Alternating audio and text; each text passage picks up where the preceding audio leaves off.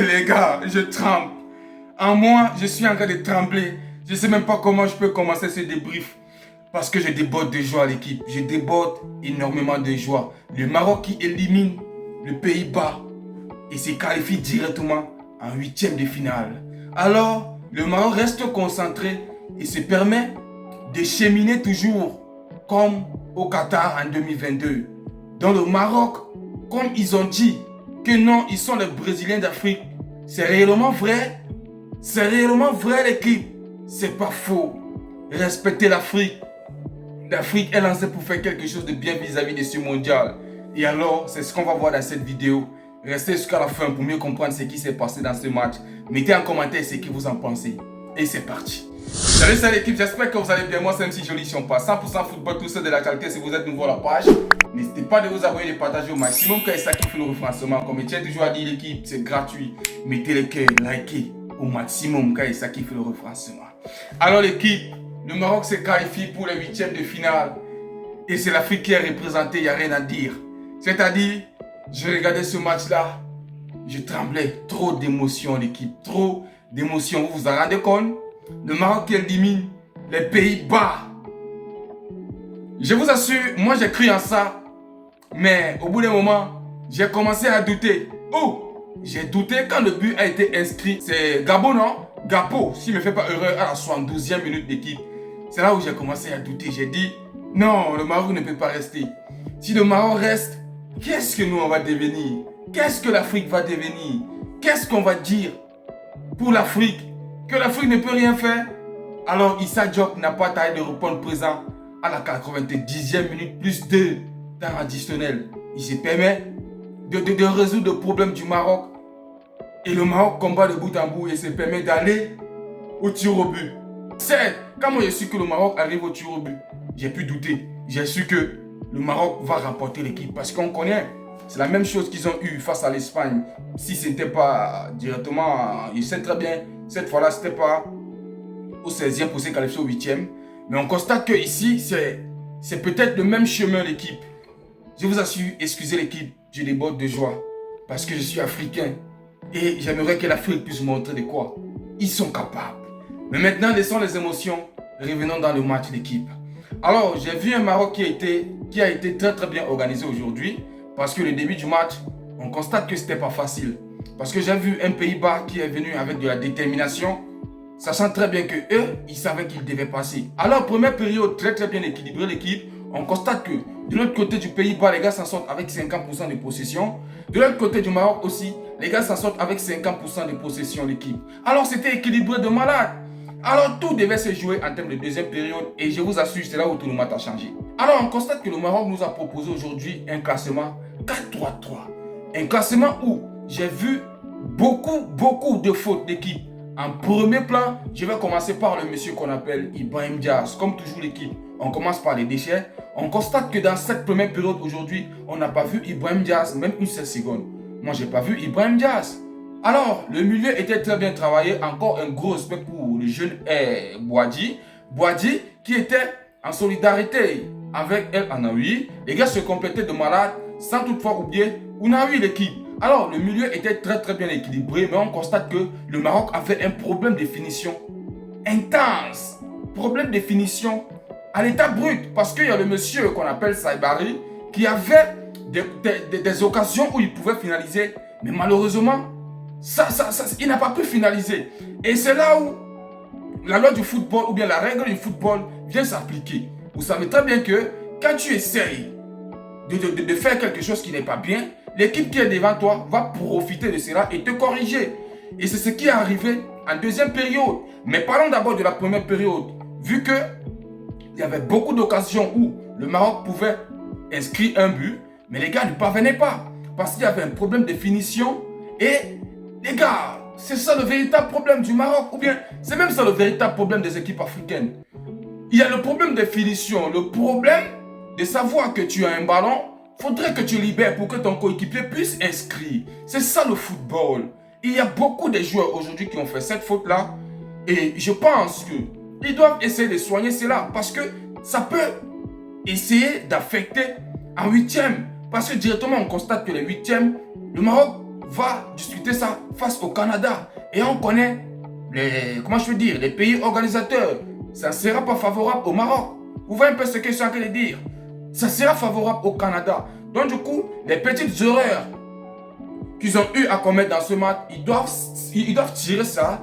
Ils soignent. Ça doit être, une source de motivation et de régler la chose pour que le prochain match puisse aller de bout en bout et pour que ça ne puisse plus arriver au temps additionnel.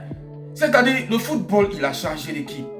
Les gars, je constate maintenant que tout ce qui se joue en match de poule, ça reste là-bas dans les matchs de poule. Aujourd'hui, ça change ici, dans les qualifications. On constate que tous les matchs, les buts s'inscrivent soit la deuxième période, soit en prolongation, soit les gars arrivent au tir au but. Donc, imaginez déjà comment le tournoi a pris l'ampleur. C'est déjà difficile. C'est extrêmement difficile. Alors, les déchets que j'ai eu à voir vis-à-vis de cette première période, la défense marocaine aujourd'hui, elle était très bien assise. Le Maroc avait des ballons où les gars pouvaient inscrire, mais malheureusement, il y avait des problèmes de finition, problèmes de concentration, et c'est ce qui a cloué l'équipe. Alors, la possession était équivalente. Directement, les gars partent en pause, ils reviennent en deuxième et deuxième période. C'est là où le football, il a changé.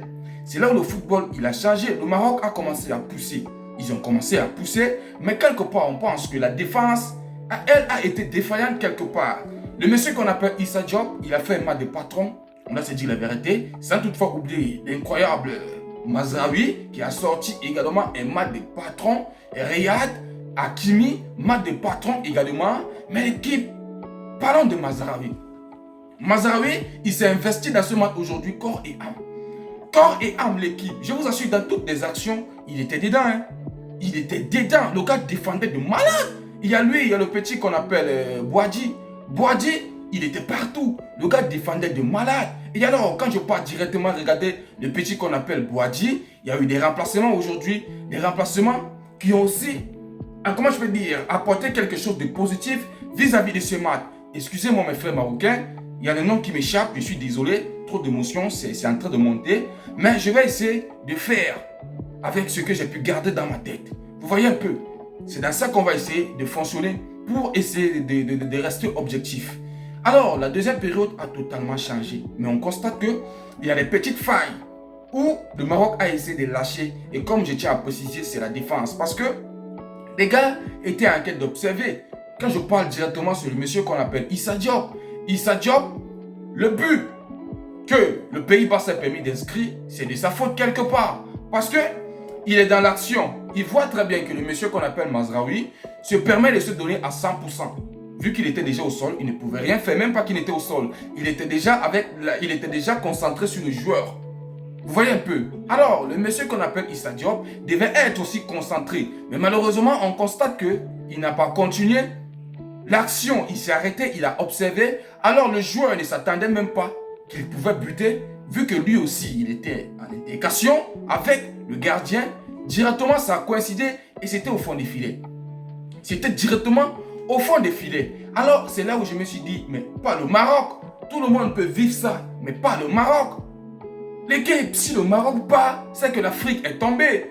Et aujourd'hui, on constate que le jeune là, mettez son nom en commentaire l'équipe, il se permet d'avoir un ballon.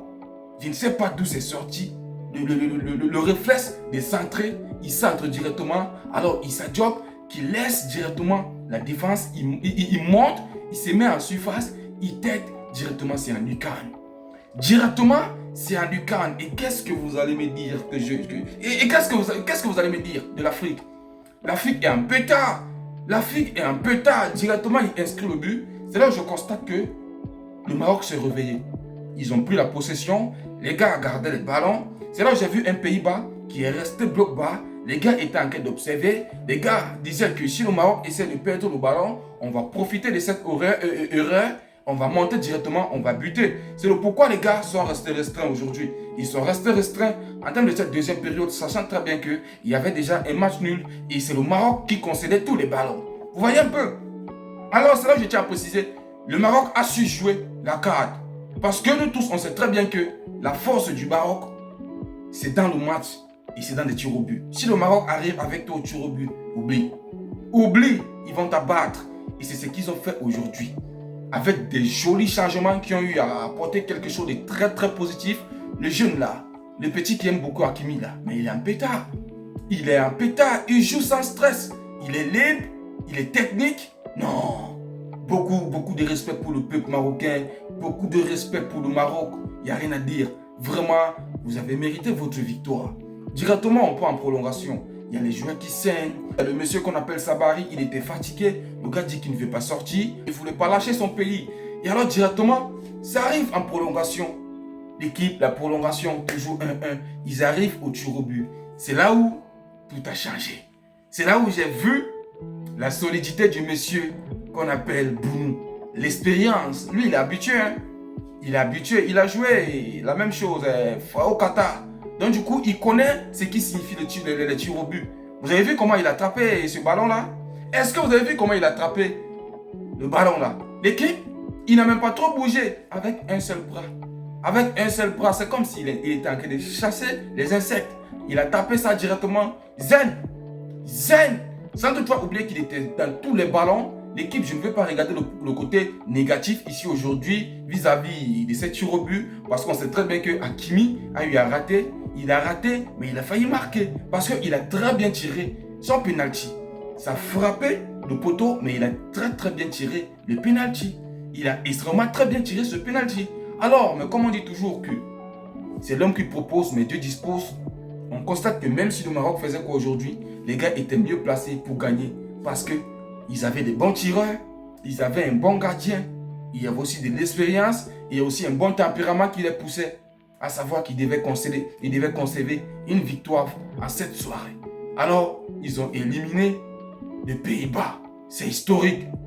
Le Maroc est toujours en train de marcher dans la ligne droite.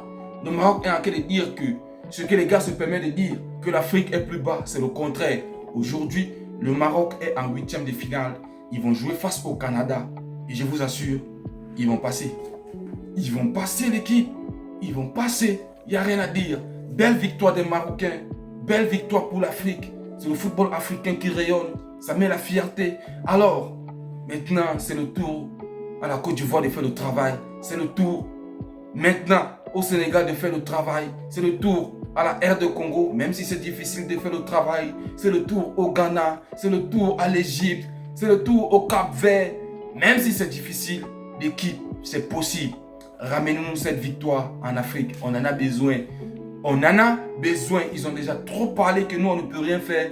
Mais on doit leur montrer que nous sommes à la hauteur. Et eux, ils sont plus bas.